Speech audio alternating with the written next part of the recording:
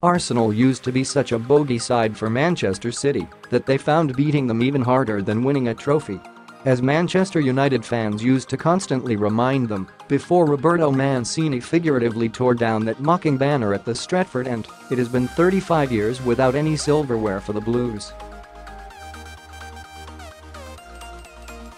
But they had gone 36 years without winning at Arsenal, whether it be Highbury or the Emirates, and the last time they did manage it, Pep Guardiola's assistant Brian Kidd had an outrageous afro hairdo and was on the losing side that day. The Blues have not only laid that bogey to rest, they have turned Arsenal into something of a patsy.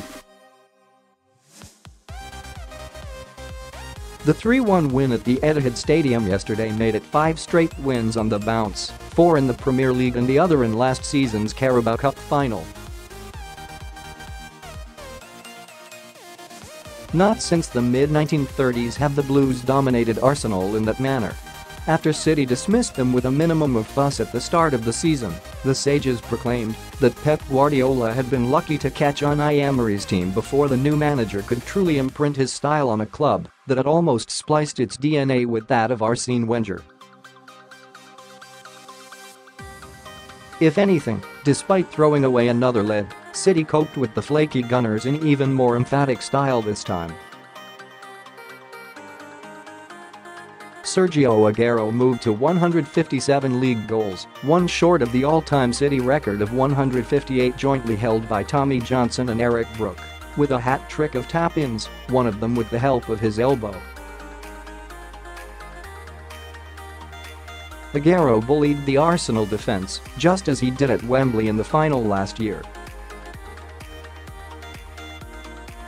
He seems to love playing against them. His clever little block of Shkodran Mustafi brought him his goal under the arch, and he was up to similar tricks at the Etihad.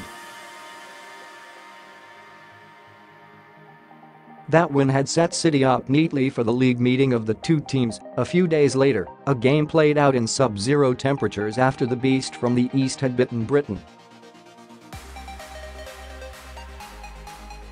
Ederson played a blinder that night, but City also produced some of their most ecstatic football under Pep Guardiola. The passing and movement which led to Leroy Sane's goal that night was incredible and was scandalously overlooked for goal of the season. City are not playing the same kind of champagne football at the moment. They are not dominating teams, not tearing them to pieces. But having weak-willed Arsenal show up at the Etihad was just the boost the Blues needed as they enter a week which could have a big bearing on the title race. A big name, a glamour club, with an illustrious history, but one which will lie down and roll over when pushed and prodded. It was perfect for a team that needed to rebuild its confidence after St. James Park, but which most of all needed 3 points.